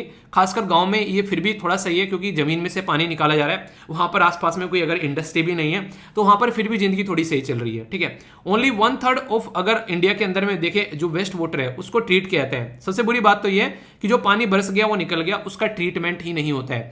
तो ट्रीटमेंट होना जरूरी है सोल्यूशन के तौर पर। तो ये कुछ ऐसी रीजन है जिसके बारे में आप लोगों को पता होना चाहिए, क्योंकि ये पता रहेगा आप लोग एग्जाम में तो इनके बारे में लिख ही पाओगे, इनका आंसर दे पाओगे क्वेश्चन का। इसी के साथ में आप लोग के आसपास में क्या दिक्कतें प्रॉब्लम देखने को मिल रही है वो भी आप लोग अच्छे से अंडरस्टैंड कर पाओगे। अब ये जो स्लाइड है ये भी काफी इंपॉर्टेंट है, यहाँ पर फिर से बोलूंगा, इसके ऊपर 2-4 स्टार चिपका लेना। स्टार के साथ में आप लोग सूरज और चांद भी चिपका लेना, ठीक है। क्यों, रीजन यहाँ पर कोज बताए गए इसके कि क्या क्या कोज हैं। तो ग्रीन रिवोल्यूशन जो कि हमारे देश में आया, जिसकी वजह से जहां जहां पर भी चावल की खेती बढ़ी वहां पर पानी जो है जमीन के अंदर से दबा कर निकाला गया। इसी के चलते पंजाब में इसके ऊपर काफी आरोप लगाया जाता है कि पंजाब में जहां पर पानी का लेवल काफी कम है वहां पर जो चावल की खेती दबा कर की जाती है, ओनली किसके लिए, एमएसपी के लिए, ताकि मिनिमम सपोर्ट प्राइस मिल सके। तो इसकी वजह से कई सारे इशू देखने को मिलते हैं। तो गवर्नमेंट की पॉलिसीज भी कहीं ना कहीं नेगेटिव इंपैक्ट डालती है इन सब चीजों में। इंडस्ट्री रिक्वायरमेंट, इसी के साथ में रेगुलेशन ढंग से नहीं हो रहा है, और इसी के साथ में फेडरल इशू, यानी कि सेंटर और स्टेट के बीच में जब मुद्दा चलता है तो यहाँ पर ये सारा मुद्दा फिर यहाँ पर निकल कर आता है कि यहाँ पर ये एक तरीके से ऐसा इशू है कि इसको कैसे टैकल किया जाए, ठीक है। यानी कि जब आप लोग देखोगे तो सेंटर स्टेट के बीच में रस्साकसी देखने को मिलेगी पानी को लेकर। इसीलिए कई सारे राज्य के बीच में लड़ाई आप लोगों को नजर आती है। देखा नहीं, कई सारे राज्य जो हैं जो खासकर अलग हो गए वो रिवर को लेकर आपस में लड़ रहे हैं, दबाकर उनकी लड़ाई हो रही है। तो वो रीजन आप लोगों को देखने को मिलेगा। इसी के साथ में गवर्नमेंट को लगा कि यार कुछ तो सुधारना पड़ेगा, तो सेंट्रल गवर्नमेंट के द्वारा कई सारे इनिशिएटिव लाए गए, जैसे अटल भूजल योजना हो गई, जल शक्ति अभियान हो गया, एक्वीफर मैपिंग और मैनेजमेंट प्रोग्राम हो गया, Atal mission for rejuvenation of and urban transformation हो गया, national Ganga river basin authority हो गया। ये तो सेंट्रल गवर्नमेंट के प्रोग्राम है। पर लेकिन यहाँ पर मैंने बताया अभी ये कैसा एक फेडरल इशू है, फेडरल यानी कि संघ का इशू है, यानी कि सेंट्रल स्टेट को मिलकर काम करना है। तो इसलिए स्टेट गवर्नमेंट ने सबने अपने अलग अलग प्रोग्राम बना रखे हैं। जैसे हरियाणा ने, महाराष्ट्र ने, गुजरात ने, तेलंगाना ने, आंध्र प्रदेश ने, बिहार ने, यहां पर आप लोगों को देखने को मिलेगा। इनके नाम आप लोग देखिएगा क्योंकि डायरेक्ट क्वेश्चन बन सकता है। हरियाणा हो गया, तमिलनाडु हो गया, ठीक है। तो यहां पर जैसे मुख्यमंत्री जल स्वावलंबन, ये अभियान है किसका? राजस्थान का, ठीक है। जल युक्त सीवर, ये आप लोगों को महाराष्ट्र का देखने को मिलेगा। सुजलम सुबलम अभियान गुजरात का आ गया। मिशन काकतिया तेलंगाना का। नीरू चीटू ये आंध्र प्रदेश का हो गया। जल जीवन हरियाली, याद रखिएगा कंफ्यूज मत होना, जल जीवन हरियाली बिहार का है और जल ही जीवन ये हरियाणा का है, ठीक है। कुदी मरामथा ये आप लोगों को तमिलनाडु का देखने को मिलेगा, ठीक है। तो इस तरीके से ये इंपॉर्टेंट है और ये मैच करने के लिए रिसेंटली अभी कई सारे एग्जाम में क्वेश्चन ही पूछे गए। ऐसे इशू अक्सर आप लोगों से बन जाते हैं और आंसर राइटिंग में भी जब आप लोगों को लिखनी होती है ना ये चीजें, तो ये काफी इंपॉर्टेंट हो जाती है, ठीक है। तो ये आप लोगों को वैसे पता होना चाहिए। ये तो अवेयरनेस के भी प्रोग्राम है, अगर आप लोग आसपास वाले एरिया में रहते हैं तो पता होना चाहिए कि आप लोगों की स्टेट गवर्नमेंट ने क्या क्या प्रोग्राम चला रखे हैं, जिसके चलते आप लोगों को प्रॉपर पानी पहुंचाने की फैसिलिटी प्रोवाइड कराई जाती है, ठीक है। एक पर्टिकुलर ऑर्गेनाइजेशन के बारे में बात कर लेता हूं, जिसके बारे में स्टार्टिंग में बताया था कि इसने ये सारी बातें बताई हैं। तो सेंट्रल ग्राउंड वाटर बोर्ड जो है, ये सेंट्रल ग्राउंड वाटर बोर्ड जो है एक हाईएस्ट बॉडी है हमारे देश में, जो कि रेस्पॉन्सिबल है एक साइंटिफिक सर्वे कराना, कहां कहां पर पानी की क्या क्या कंडीशन है, कैसे मॉनिटर किया जाए, कैसे डेवलपमेंट कैसे मैनेज किया जाए, अगर बुरी कंडीशन है तो कैसे सुधारना है, डोमेस्टिक कैसे यूज करना है, इंडस्ट्री में कैसे यूज करना है, इंडस्ट्री में रिक्वायरमेंट हो रही है तो वो क्या उसको ट्रीट कर रहे हैं, वो सारी बातें ये चेक करता है। 1954 में बनाया गया और आज की डेट में मिनिस्ट्री ऑफ वाटर रिसोर्स के अंदर आप लोगों को नॉर्मली देखने को मिलता है, ठीक है। इसका मैंडेट ये है कि टेक्नोलॉजी डेवलप करना, लोगों को अवेयर कराना, ठीक है, ग्राउंड वाटर टेबल को चेक करते रहना, पोल्यूशन को कंट्रोल करना, वो सारी चीजें। तो sustainable development management ground water resource कैसे होना है कंट्री में, ये इसका विजन है। यानी कि हर घर जल लोगों को मिल जाए, उनकी जिंदगी जो है वो सही से चलती रहे। रेस्पॉन्सिबिलिटी क्या रहती है, जो लोग हम लोग चुनकर भेजते हैं कि हाँ यार ये काम करेंगे, उनको काम क्या देते हैं हम लोग? हमारे लिए सड़कें बना दें, हमको पानी दे दें, हमको एम्प्लॉयमेंट दे दें। ये तो बेसिक चीजें होती हैं, सड़कें, बिजली, पानी, मकान, ये सारी चीजें तो बेसिक रिक्वायरमेंट रहते हैं। आप लोग ऐसा तो नहीं कि ये मानते हैं गवर्नमेंट से कि गवर्नमेंट जो है हम लोग को एक तरीके से हम लोग को स्पेस की यात्रा करा दे। कोई मांगता है ऐसी चीजें कि गवर्नमेंट हम लोग को स्पेस की यात्रा करा दे? कोई नहीं आप लोग को ये बोलता हुआ नजर आएगा, ठीक है। तो ये आप लोगों से बेसिक चीजें मांगी जाती है, बिजली मिल जाए, पानी मिल जाए, एक तरीके से खाना पीना मिल जाए, सस्ता सामान मिल जाए।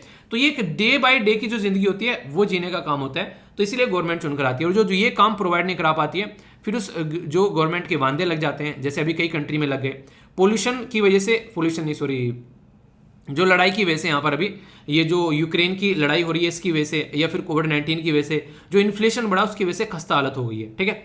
एक ऐसी स्लाइड है जो कि काफी इंपॉर्टेंट है, ये बहुत ही इंपॉर्टेंट आप लोग इसको बोल सकते हैं। जब हम लोग ने इतना पानी के बारे में जिक्र कर ही लिया है तो पानी के बारे में कुछ बेसिक इंफॉर्मेशन आप लोग याद रखिएगा, कहां कहां पर कितना पानी है। जैसे कि अगर बात करें where is the earth water, यानी कि अर्थ का पानी कहां पर है, इसके बारे में बात की जा रही है। फ्रेश वाटर ओनली 2.5 आप लोगों को देखने को मिलेगा, ठीक है। बाकी जो नमक खारा पानी है 0.9।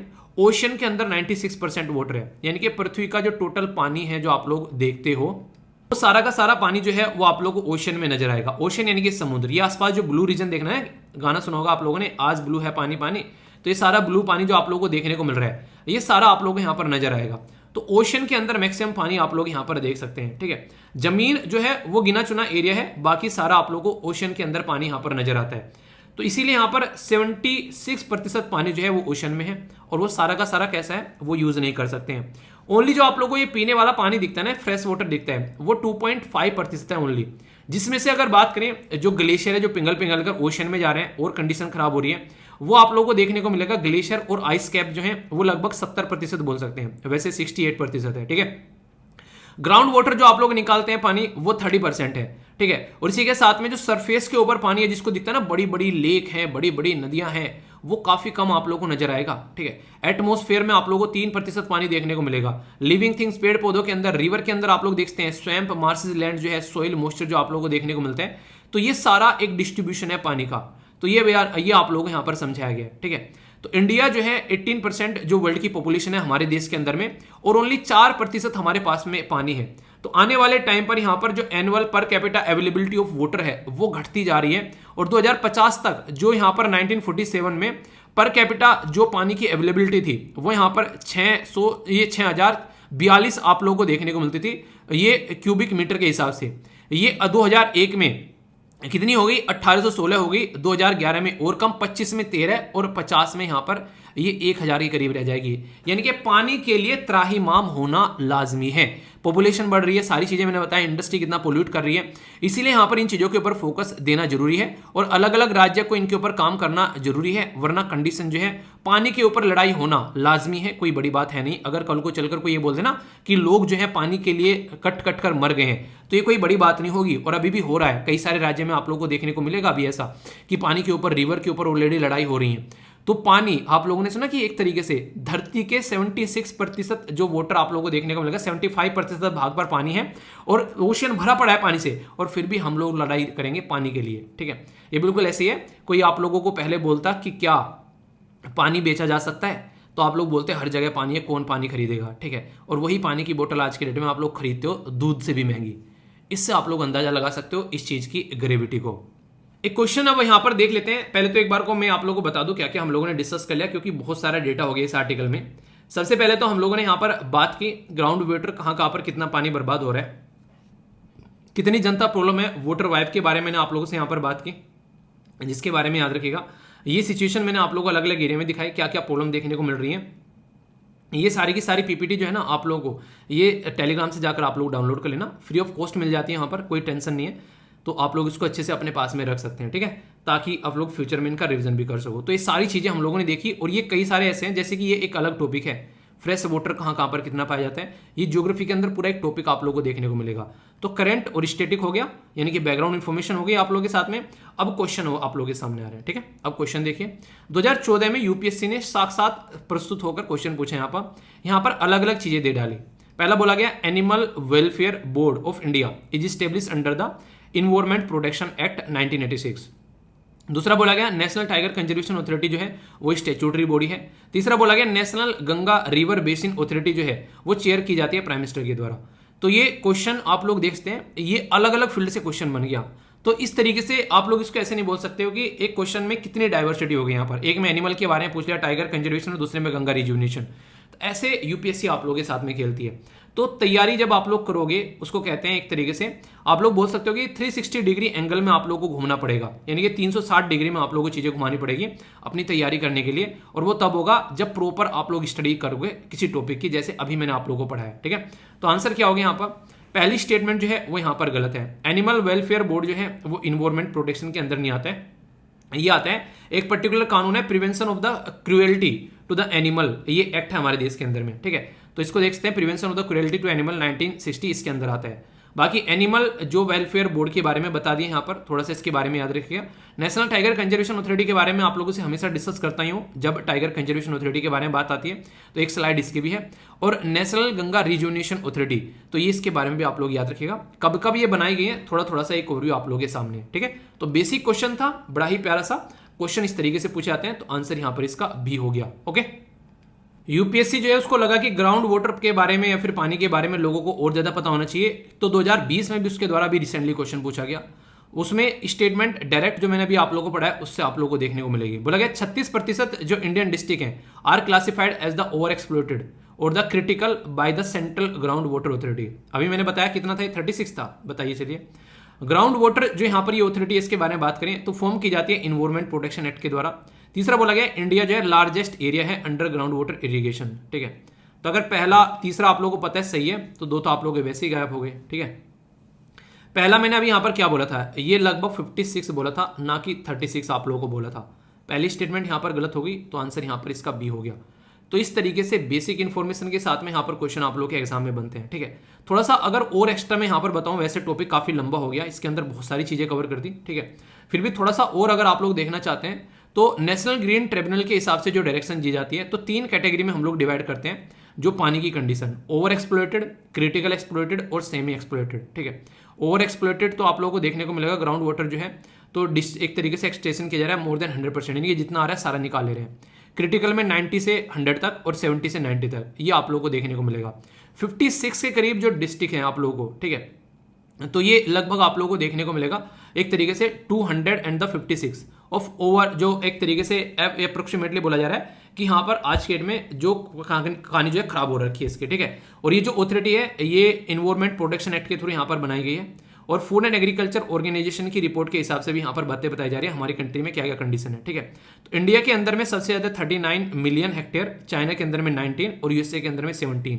तो ये याद रखिएगा, ये फूड एंड एग्रीकल्चर ऑर्गेनाइजेशन के द्वारा बताया गया कि कौन सबसे ज्यादा पानी धरती में से निकाल रहा है, तो इंडिया, फिर चाइना और फिर यूएसए, और हम लोग सबसे ज्यादा हैं यहाँ पर। तो ये बेसिक इन्फॉर्मेशन है जो कि स्टार मार्क लगकर रख सकते हैं, ठीक है।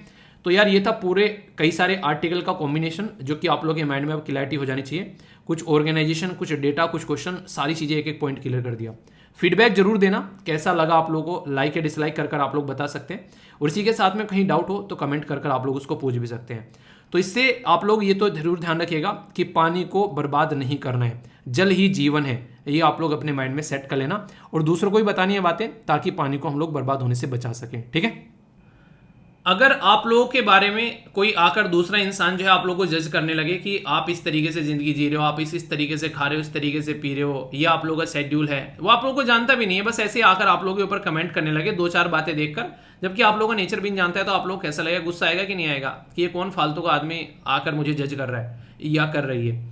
तो यहाँ पर इसी तरीके से हमारे देश के अंदर में कई सारी स्कीम्स जो होती हैं वो लॉन्च की जाती है, और उसको जज किया जाता है इंटरनेशनल ऑर्गेनाइजेशन के द्वारा। हमारे देश के अंदर में कोई ऐसी एजेंसी नहीं है जो उनकी प्रोग्रेस को बता सके सिस्टमेटिक वे में, उनको चेक कर सके किस तरीके से काम कर रहा है, उनका क्या इंपैक्ट समाज के ऊपर पड़ रहा है उस स्कीम का। तो उसी के लिए अभी एक नया इनिशिएटिव स्टार्ट किया गया है जिसको बोला गया है ICSSR। तो ये डायरेक्ट क्वेश्चन आप लोगों से पूछा जा सकता है, ICSS क्या है? इसको बोलते हैं Indian council of social science research. तो ये अभी यहाँ पर सून रिजल्ट अनाउंस करेगी हमारे देश के अंदर में, और ये जो रिजल्ट होगा वो हमारे देश की एजेंसी के द्वारा हमारे देश के सिस्टम का एनालिसिस करके हमारे देश का रिजल्ट दिया जाएगा। ये बिल्कुल ऐसे ही जैसे अंग्रेजों के द्वारा आप लोगों को याद होगा साइमन कमीशन लेकर आया गया था। मतलब साइमन कमीशन हमारे देश के अंदर में अंग्रेजों का रूल कैसा चल रहा है उसको चेक करने के लिए था। पर लेकिन आप लोगों को पता है अगर अंग्रेज जो है उसको चेक करेंगे तो अंग्रेजी रूल करने वाले, अंग्रेजी चेक करने वाले, तो अपने ऊपर कौन क्वेश्चन मार्क लगाता है? कोई नहीं लगाएगा। हमने बोला था यार ये तो कंप्लीट वाइट कमीशन है, इसके अंदर में दो चार आदमी हमारे भी डाल दो, तो हमारी चीजें जो हैं हमारे आदमी अपनी बातें रखेंगे, फिर अपना उसके ऊपर एनालिसिस निकाल लेना। पर उन्होंने साफ साफ इसको लेने से मना कर दिया, तो हमारे देश में ह्यूज प्रोटेस्ट देखने को मिले उस मुद्दे को लेकर। तो यानी कि अगर किसी गांव का असेसमेंट करना है और उस गांव के प्रधान से आप लोग नहीं पूछ रहे हो तो क्या असेसमेंट कर लोगे यार आप लोग? तो वही वाली बात है। तो यहाँ पर हमारे देश के अंदर की जो स्कीम है उसका असेसमेंट करने के लिए यहाँ पर बात की जा रही है। तो ICSSR जो है वो इंडिजिनस मेथोडोलॉजी को फॉलो करेगा, हमारी सोसाइटी पर हमारी स्कीम का क्या इंपैक्ट पड़ रहा है। वेस्ट के द्वारा जो यूज की गई जो चीजें हैं, जो मॉडल है वो एक अलग पैटर्न में आप लोगों को देखने को मिलते हैं, वो इंडिया में हम लोग इस्तेमाल नहीं कर सकते। ICSSR जो है वो स्टेब्लिश किया गया था 1969 में, और ऐसा नहीं हवा में स्टेब्लिश कर दिया गया था। ये एक रिकमेंडेशन दी गई थी प्रोफेसर VKRV राव, ठीक है। तो नाम याद रखिएगा यहाँ पर VKRV राव कमेटी किसके लिए यहाँ पर आई थी? तो ICSSR के लिए यहाँ पर लेकर आई थी, और ये एजुकेशन मिनिस्टर के द्वारा फंडेड की गई ऑर्गेनाइजेशन है यहाँ पर, जो कि काम करती है कि हमारे देश में कैसे कैसे प्रोजेक्ट चलते हैं। क्योंकि अब तक का जो यहाँ पर मेथड फॉलो किया जाता था वो USA या फिर यूरोप के अंदर में जो चीजें चल रही हैं उनको हम लोग फॉलो करते थे। अब हम अपने देश के अंदर में चीजों को लेकर आने वाले हैं, अपना सोशल कॉन्सेप्ट एनालिसिस हमारे देश का होना चाहिए, इंडिया की लोकल मेथोडोलॉजी यहाँ पर होनी चाहिए, किस तरीके से इंपैक्ट डल रहे हैं, ठीक है। कंपनी जो है ये अफ्रीकन अप्रोच को यूज करेंगे, अफ्रीकन मेथोडोलॉजी को सोसाइटी के अंदर में, और एम्फेसाइज करेंगे कैसे डीकोलोनलाइज करना है साइंस मेथोडोलॉजी। खासकर हम लोग एक तरीके से आज के डेट में बहुत सारे आप लोगों ने देखा IPC CRPC उन पे से अंग्रेजों के धब्बे हटाए गए हमारे देश की जो है पार्लियामेंट के द्वारा। ऐसे ही बहुत सारे सिस्टम को चेंज करने की कोशिश की जा रही है कि हमारी चीज हम चेक करेंगे यार, कोई और क्यों चेक करके बताएगा हमारी चीज कैसी है? हमको ज्यादा पता है ना कि मेरा मिजाज कैसा है, मैं कैसे सोचता हूँ, कैसे रहता हूँ, कैसे खाता हूँ, कैसे पीता हूँ, ये मुझे डिसाइड करने दो। सामने वाला कौन होता है डिसाइड करने वाला? तो ये एक डायरेक्ट क्वेश्चन आप लोगों से यहाँ पर पूछा जा सकता है, ठीक है। तो इंपॉर्टेंट इंफॉर्मेशन है, इसके बारे में याद रखिएगा। और अभी फिलहाल जब हम लोग ग्लोबल लीडर के लिए G20 की समिट हम लोग देख सकते हैं, तो ये तो बहुत छोटी छोटी बात है, ये तो हम लोग काम कर ही सकते हैं, ठीक है। तो ये काफी इंपॉर्टेंट न्यूज है जो कि आप लोग यहाँ पर समझ सकते हैं। तो डायरेक्ट क्वेश्चन आप लोगों से बन जाते हैं ऐसे, तो कोई कंफ्यूजन नहीं होना चाहिए कि ये क्या है। एक और छोटा सा डिबेट अभी देखने को मिल रहा है यहाँ पर मोबाइल मैन्युफैक्चरिंग के बारे में, जैसे मैंने आप लोगों से बात की थी।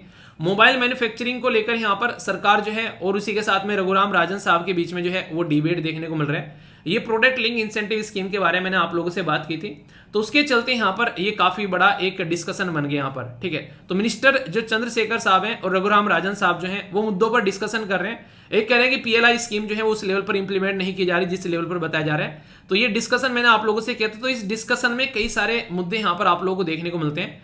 प्रोडक्ट लिंक इंसेंटिव स्कीम कैसे परफॉर्म यहां पर कर रही है, यानी कि बाहर से लाकर प्रोडक्ट हम लोग असेंबल कर दे रहे हैं और उसके बाद में यहां पर हम लोग उसको बेच रहे हैं और बेचते हैं मेक इन इंडिया बन गया। ये सही बात थोड़ी ना है। मजा तो तब आए जब हम लोग अपने देश के अंदर में प्रोडक्ट बनाएं। ये बात है रघुराम राजन साहब की। मिनिस्टर साहब ये कह रहे हैं कि अगर सबसे पहले हम लोग एटलीस्ट प्रोडक्ट को असेंबल कर रहे हैं, असेंबल करने के बाद में उनको बेच रहे हैं, उसके सामने एटलीस्ट मेक इन इंडिया का ठप्पा लग जा रहा है। कल को चलकर जब यहां पर इकोसिस्टम बनेगा, माहौल बनेगा, तो फिर हम लोग प्रोडक्ट मैन्युफैक्चरिंग करना भी हम लोग उसके लिए माहौल बना रहे हैं। हम लोग अभी सेमीकंडक्टर की मैन्युफैक्चरिंग करने के लिए माहौल बना रहे हैं, तो आसानी से प्रोडक्ट पैटर्न जो है वो चेंज होता हुआ नजर आएगा, ठीक है। तो यानी कि जो मिनिस्टर साहब हैं वो कह रहे हैं कि हम लोग पैटर्न में काम कर रहे हैं। रघुराम राजन साहब जो है वो बोल रहे हैं कि कुछ भी काम नहीं हो रहा है, बस दिखावापना ज्यादा हो रहा है। ये बातें यहाँ पर चलने को मिल रही हैं। आप लोग इसका समझिए, जैसे मान लीजिए आज के दिन में कहीं पर आप लोगों ने एक जमीन थी खाली पड़ी थी, वहां पर एक पेड़ लगा दिया, ठीक है। पेड़ आप लोगों ने लगा दिया वहां पर। पेड़ लगाने के बाद में वहां पर चीजें जो हैं वो आराम आराम से डेवलप होने स्टार्ट होंगी। वहां पर चींटियां भी आएंगी, उसके ऊपर आप लोगों को वहां पर बेसिकली उसके ऊपर पक्षी भी देखने को मिलेंगे, उसके आसपास में घास वास भी जमना स्टार्ट होंगी। पता चला उस पेड़ में से कुछ दिनों बाद वो बड़ा हो गया, फिर एक बीज निकला, एक और पेड़ यहाँ पर जनरेट हो गया, फिर वो पेड़ खड़ा होना स्टार्ट हो गया, इस तरीके से एक और बीज हो गया, इस तरीके से वहां पर जंगल बनना स्टार्ट हो गया। तो कोई भी चीज जो होती है वो एक पैटर्न में होती है, ठीक है। रघुराम राजन साहब जो है वो अपनी जगह एक अलग मुद्दा रख रहे हैं, पर लेकिन ये चीज की बिल्कुल स्कीम काम नहीं कर रही है। ये चीज बिल्कुल सही नहीं है, एक तरीके से आप लोग बोल सकते हैं। पर हाँ कि इतना बढ़ा चढ़ा के बोलना कि हाँ एक्सपोर्ट इतना कर रहे हैं, वो चीज लोगों को अंधेरे में रखना, वो भी चीज सही नहीं है। तो चीजें चल रही हैं, आराम आराम से चल रही है, रिजल्ट आएगा। पर लेकिन इसका मतलब ये भी नहीं है कि एक तरीके से बिल्कुल हवा हवा में चीजें चलती रहें और रिजल्ट न आए। ग्राउंड लेवल पर जॉब क्रिएट होनी चाहिए। अगर हम लोग असेंबल कर रहे हैं उसमें भी इंप्लॉयमेंट जनरेट हो रहा है, पर लेकिन अगर असेंबल को हम लोग मैन्युफैक्चरिंग में स्टार्ट कर देंगे, खुद ही बनाकर बेचना स्टार्ट कर देंगे, तो इससे और ज्यादा जॉब जनरेट होना स्टार्ट हो जाएगी। तो ये बातें आप लोग समझ सकते हैं। तो मुद्दा जो है वो डिस्कशन का है, डिबेट का है और पीएलआई स्कीम का है। तो ये मैंने डिस्कस भी किया था आप लोगों से। आप लोग किस साइड में हैं, रघुराम राजन साहब की साइड में है या फिर मिनिस्टर साहब के, आप लोग बताइए। हालांकि मुद्दा वाला पाथ लेके चलना है, मिड पाथ, ठीक है। याद रखिएगा। साइंस की न्यूज है और यहां पर इंपॉर्टेंट है, यहां पर फूड एंड ड्रग एडमिनिस्ट्रेशन जो कि यूएसए का है, उसने अप्रूव कर दी है फर्स्ट वैक्सीन जो कि प्रोटेक्ट करेगी न्यूबॉर्न बेबी को, यानी कि बच्चे को आरएसवी से। तो ये न्यूज काफी इंपॉर्टेंट आप लोगों के लिए देखने को मिल सकती है। साइंस की कैटेगरी में आप लोगों से आगे क्वेश्चन पूछा सकते हैं बायोलॉजी के अंदर में। यूएसए का फूड एंड ड्रग एडमिनिस्ट्रेशन है यहाँ पर जो कि वैक्सीन को अप्रूवल देता है और काफी इंपॉर्टेंट ऑर्गेनाइजेशन मानी जाती है कि इसने ठप्पा लगा दिया, तो इसका मतलब है कि दुनिया अब इसको यूज कर सकती है, ठीक है। यहां पर एक पर्टिकुलर बात की जा रही है किसके बारे में, वायरस के बारे में, जिसको बोला गया है आरएसवी। यह है रेस्पिरेटरी सिंटिकल वायरस, आरवीएस बोला गया है। बहुत कॉमन वायरस है यहाँ पर, जिसकी वजह से बच्चों में खासकर फ्रीक्वेंटली यहाँ पर बीमारी देखने को मिलती है। ये आप लोगों को देखने को मिलेगा, कोल्ड लाइक सिम्टम्स आप लोगों को नजर आते हैं, इन्फेक्शन होता है और निमोनिया हो जाता है बच्चों को। आप लोगों ने कई बार नहीं सुना है ये, आप लोगों ने कई बार सुना होगा दो चीजों के बारे में। एक तो डायरिया के बारे में कि बच्चे को जो है दस्त लग गए हैं। न्यूबॉर्न बेबी में सबसे ज्यादा खतरनाक चीज जो मानी जाती है वो डायरिया मानी जाती है, कि बच्चे को डायरिया हो गया। अब यहाँ पर उसको जितनी जल्दी ठीक किया जाए, क्योंकि उसके अंदर के पानी खत्म होने के चांसेस ज्यादा बढ़ जाते हैं बच्चे के, तो इसलिए माना जाता है कि कितनी जल्दी जो है वो बच्चे को ठीक किया जाए, और जितनी जल्दी बच्चा ठीक होगा उतनी जल्दी अच्छा है, वरना फिर दिक्कत देखने को मिलेगी। तो इसलिए सबसे ज्यादा जरूरी रहता है कि इसके ऊपर काम किया जाए। तो इसी के चलते आप लोगों को यहाँ पर ये चीजें देखने को मिलती है। तो डायरिया और दूसरा वोमिटिंग वगैरह एक तरीके से, और यहाँ पर ये निमोनिया भी एक ऐसी बीमारी में आप लोगों को देखने को मिलती है, ठीक है। इसी के साथ में यहाँ पर बात की जा रही है, ये है ब्रोंकियोलाइटिस, ठीक है। तो ये बीमारी देखने को मिलेगी। तो यहाँ पर प्री जो मैच्योर इन्फेक्शन बेबीज के अंदर में देखने को मिलता है। सबसे बड़ी प्रॉब्लम क्या रहती है, बच्चा अभी पैदा हुआ है, वो बच्चा जो पैदा हुआ है उस बच्चे का इम्यून सिस्टम अभी प्रॉपर डेवलप नहीं हुआ है, और कोई भी बीमारी अगर उसके ऊपर आती है तो फिर यहाँ पर दिक्कतें देखने को मिलती हैं। तो उसकी कंडीशन, डाइजेस्टिव कंडीशन, उसकी बीमारी, लंग्स वगैरह सारे फेल होकर बच्चे के जान जाने के चांसेस जो हैं वो बहुत ज्यादा यहाँ पर बढ़ जाते हैं। ये दिक्कत यहाँ पर देखने को मिलती है। तो इसी के चलते बात की जा रही है कि यहाँ पर इसके ऊपर काम किया जाए ताकि सॉल्यूशन निकाला जा सके। तो यहाँ पर जो ट्रांसमिशन होता है आरवीएस का, ये स्प्रेड होता है पर्सन टू पर्सन। तो एक तरीके से अगर एक इंसान को जुकाम है, मैं छींक दूं और मेरे साथ में कोई और बैठा हुआ है, दूसरे को लग जाएगा। इसलिए कहते हैं छींकते टाइम, खांसते टाइम अपने मुंह पर अपना रुमाल रखना चाहिए, ये बहुत ज्यादा जरूरी है, ठीक है। तो सिम्टम्स यहाँ पर बताए गए हैं, नोज वगैरह बहेगी, कफ, स्नीजिंग, फीवर, ये सारी चीजें देखने को मिलेगी। तो कभी भी किसी भी बच्चे को कोई भी बीमारी देखने को मिले तो तुरंत उसको डॉक्टर के पास में लेकर जाना है, क्योंकि एक बार बच्चे के शरीर में फंस गया तो फिर दिक्कत आएगी। तो इसके लिए दवाई है, अब तक कोई दवाई नहीं थी, फर्स्ट मेडिसिन है, फर्स्ट वैक्सीन है। तो इंपॉर्टेंट एक तरीके से क्वेश्चन के तौर पर एग्जाम में पूछा जा सकता है, ठीक है। तो ये आप लोग याद रख सकते हैं। इंटरेस्टिंग है, यहाँ पर अभी चंद्रयान जो है वहां पर गए और उनके द्वारा अभी यहाँ पर पिक्चर भी रिलीज कर दी तो हो गया ना मस्त काम है। तो अब प्यारी प्यारी सी चंदा मामा की फोटो देखने को मिलेगी है, जैसे प्राइम मिनिस्टर मोदी कहते चंदा मामा दूर के, अब दूर के नहीं रहे, चंदा मामा पास के हो गए। हमने चंदा मामा को जो है अच्छे से अपने पास में अभी फिलहाल जो है बुला लिया है, ठीक है।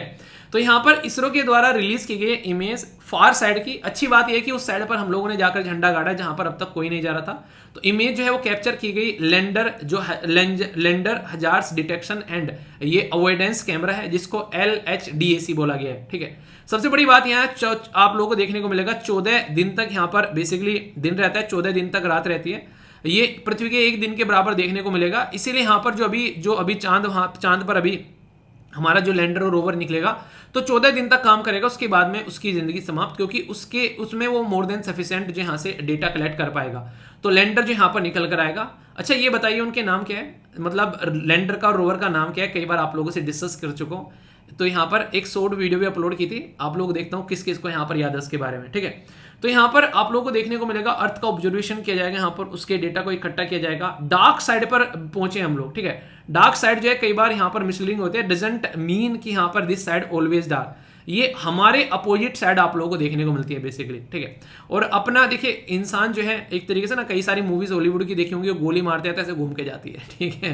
कई बार गोली को भी वो मोड़ देते हैं, कई सारी ऐसी मूवीज है, नाम याद नहीं आ रहा मुझे।